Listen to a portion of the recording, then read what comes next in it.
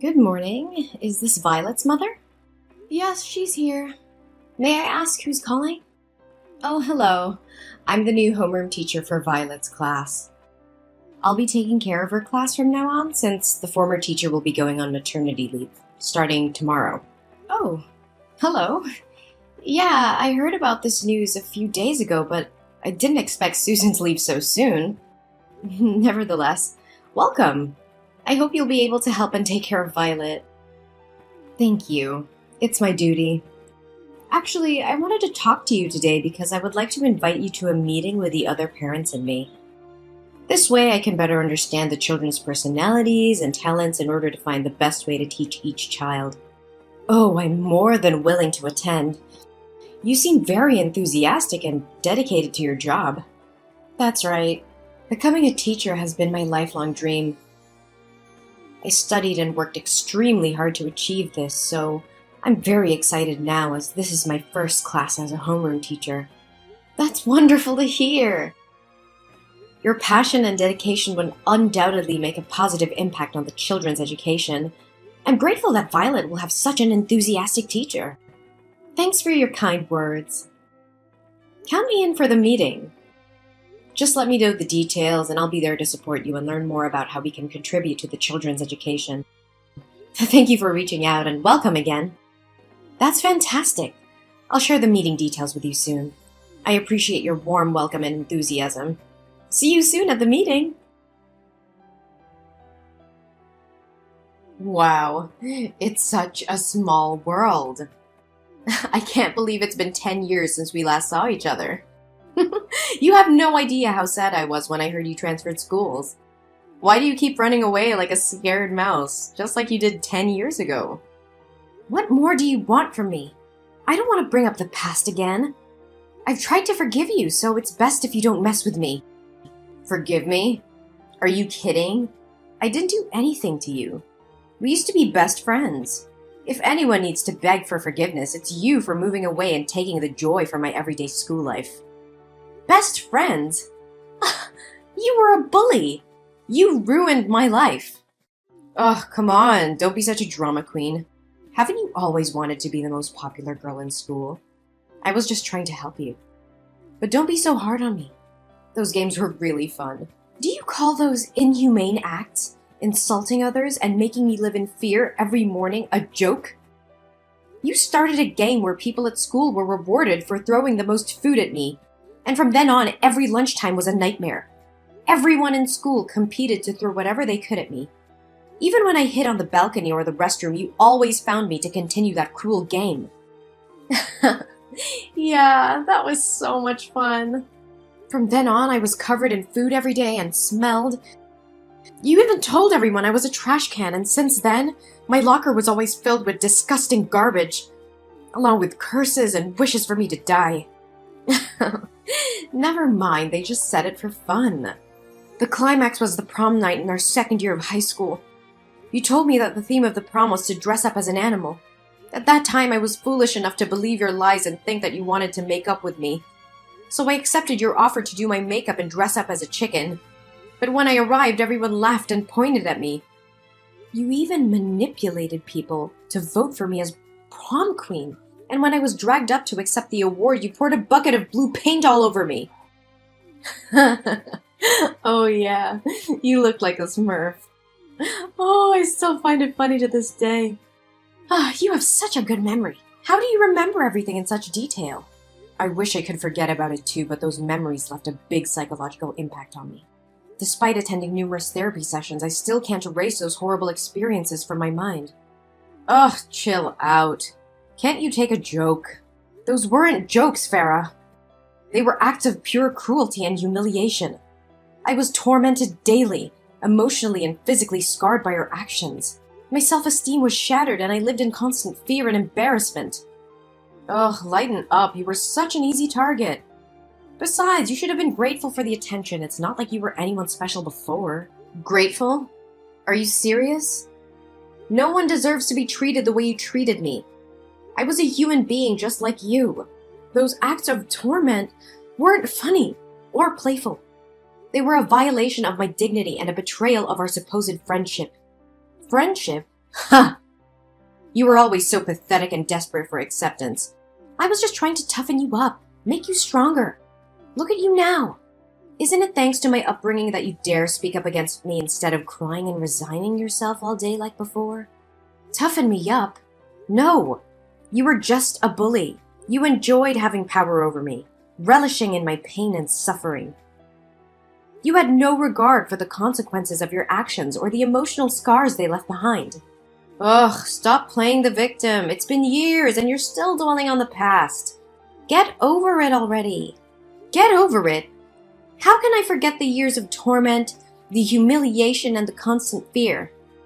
These experiences have shaped who I am today. But I refuse to let you define me any longer. I'm stronger now and won't allow you to belittle my pain. Whatever. You're just being dramatic. It's not like it affected you that much. Those are just rebellious acts. Almost every teen goes through that phase.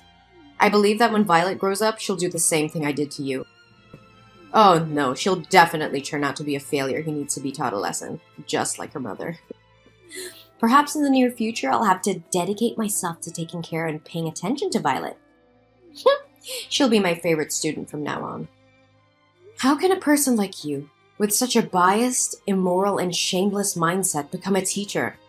I will notify the school immediately so they can remove you from your position and find a more suitable teacher for my daughter's class. I refuse to have my child influenced by someone as inhumane as you. What do you think you can do? Don't you know that the principal of this school is my father? Go ahead and share your opinion. Try everything you can to get me fired. But guess what?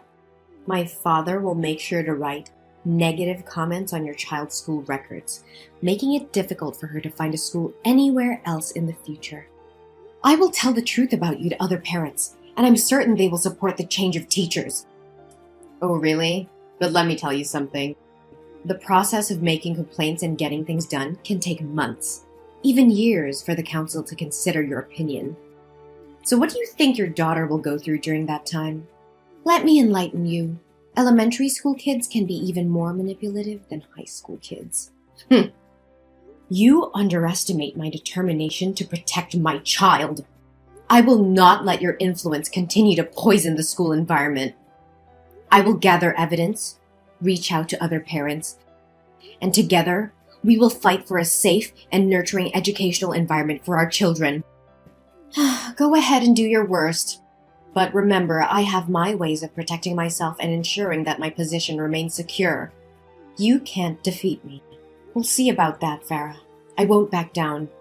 The truth will prevail, and your reign of cruelty will come to an end. You may have power within the school, but I believe in justice, and will fight for it until the end. So inspirational and touching. We'll see who comes out on top, Ella. Just remember, I always have a trick up my sleeve. Hello, Jellyfish Mom. Today I have an announcement to make regarding your daughter's recent misconduct. As her homeroom teacher, I have taken disciplinary action in response to her poor behavior. And before you jump to conclusions, let me clarify that this has nothing to do with holding a grudge from the past or intentionally causing trouble with your daughter. This is simply a conversation between a teacher and a parent to inform you about incidents of cheating and stealing involving Violet and her classmates. What? What do you mean by poor behavior? Are you saying my daughter cheated on her exam and stole from her classmates? Yes, that's exactly what I mean. During a math test today, I noticed Violet looking at her classmates' papers and even exchanging answers with them. A math test? That can't be right. Violet excels in math. Last year, she even represented the school in an inter-school math competition. How can you be so sure that she hasn't neglected her studies this year? Perhaps she resorted to cheating out of fear of embarrassing her friends. Furthermore, today was Violet's day for classroom duty. When her classmates returned to the class after playing, many of them discovered that their belongings were missing. Crayons, hair bows, game consoles. They were all found in Violet's locker when we conducted a search. How is that possible? Something doesn't add up. I am confident that Violet would never steal from her friends. Someone must have framed her. Accept the truth. You have failed to raise your daughter properly. As an experienced teacher, I can clearly discern if a child is lying or not. Moreover, she has already confessed her mistakes in front of the class. What? Did Violet herself admit to cheating and stealing? Yes, indeed. Although I had to use a professional method as a teacher to get Violet to admit her mistakes. What do you mean by professional method? Well, as an expert in educating children, I know which methods work best. In this case, a light spanking with a ruler was employed. I can assure you that I have used this approach with hundreds of students before. What? Did you physically punish my daughter? How dare you take such action without certainty that she committed those acts? You coerced and assaulted her just to force her into admitting fault? And you still call yourself a teacher? Oh, please, she simply needed to face the consequences of her actions. By the way, I'm disciplining Violet, so she'll be returning home 2 hours later than usual today. I have lesson plans to work on for tomorrow, so I won't be able to continue this conversation with you. No, you're not going anywhere until you clearly explain what punishment you're referring to. What have you done to my daughter? Oh, don't worry, you'll find out soon enough once she arrives home.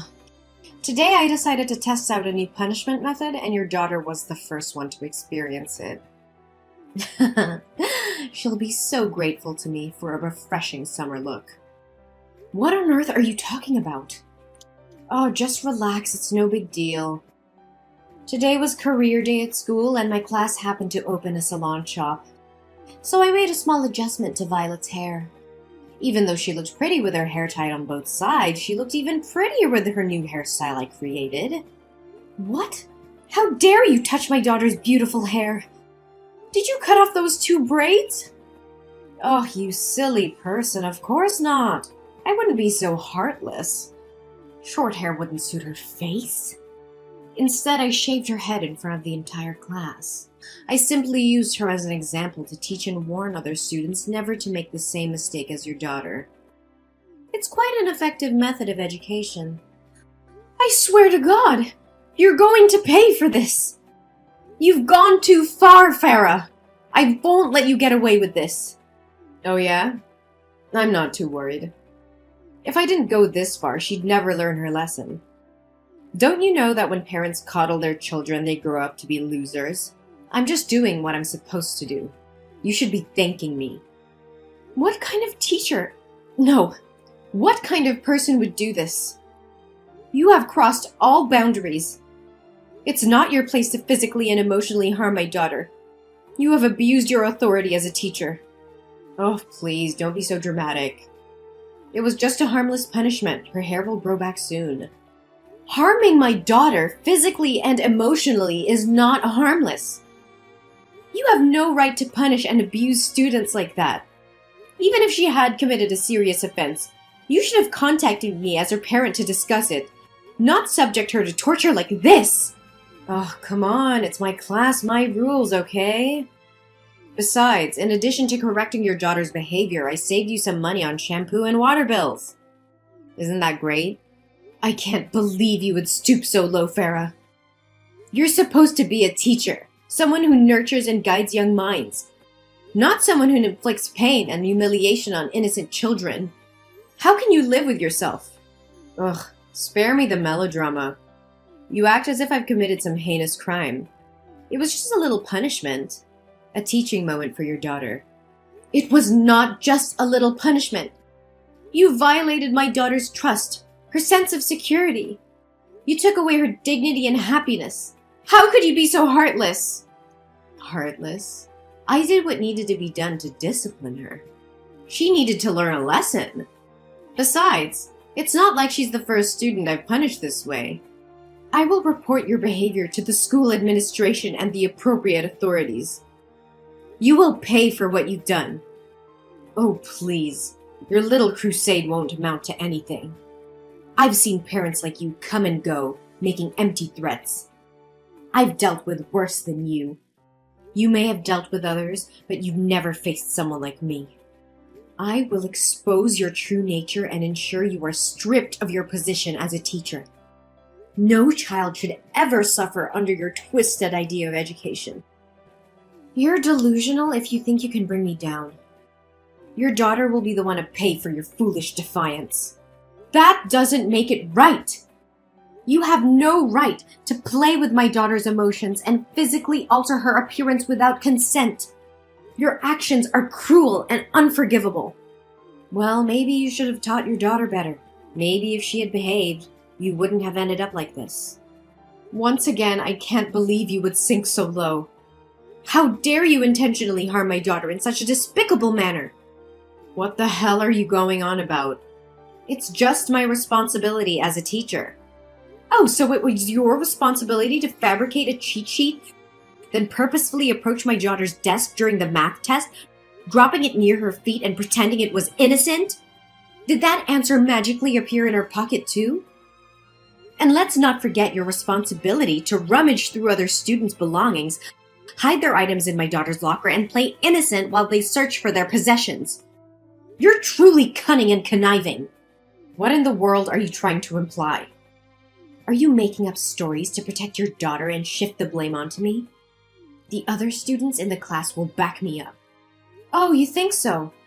Well, I happen to have video evidence of your malicious actions towards my daughter. Video? What video are you blabbering about? Maybe Susan forgot to mention that there are security cameras installed in the classroom, ensuring parents have complete oversight of their children's safety and the quality of education.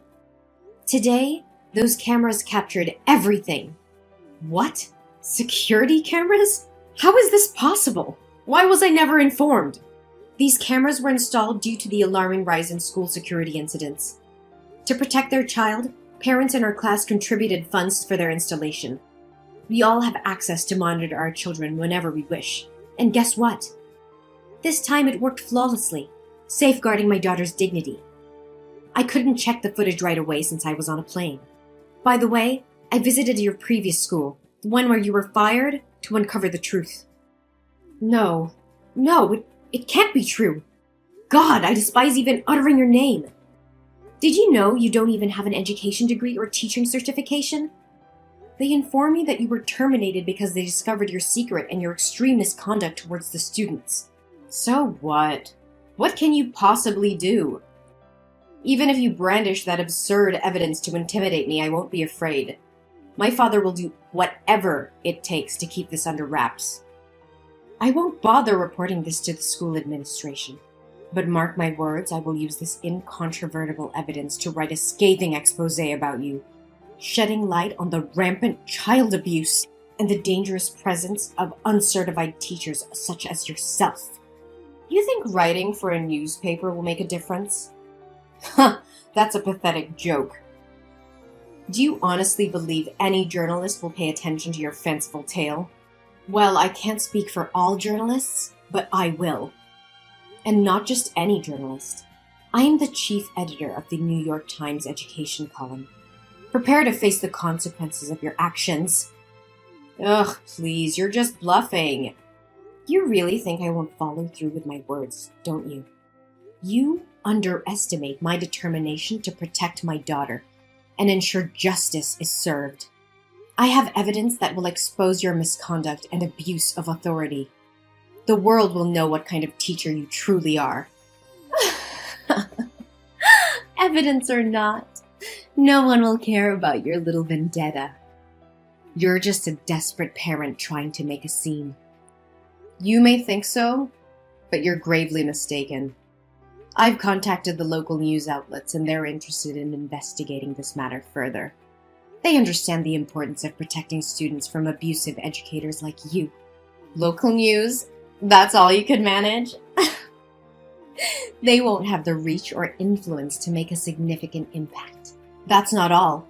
I may have started with local news, but I won't stop there. I will reach out to national and international media, sharing the evidence of your deplorable actions. I will make sure every parent, every educator, and every responsible citizen knows what you have done. You can try, but I have powerful connections that will protect me. No one can touch me. Connections may shield you temporarily, but they won't save you from the relentless pursuit of truth. The public will demand answers, and those connections will crumble when faced with undeniable evidence. You will be held accountable for your actions. This can't be happening. You can't ruin my career like this. You ruined your own career with your unethical behavior. I'm merely shining a light on the truth. You have no one to blame but yourself. Please, Ella, I beg you, don't go through with this. I made a terrible mistake, and I deeply regret my actions. I never meant to harm your daughter or any other student. I was just frustrated and lost sight of my responsibilities as a teacher. I'm truly sorry for the pain I've caused. Ella, are you listening to me?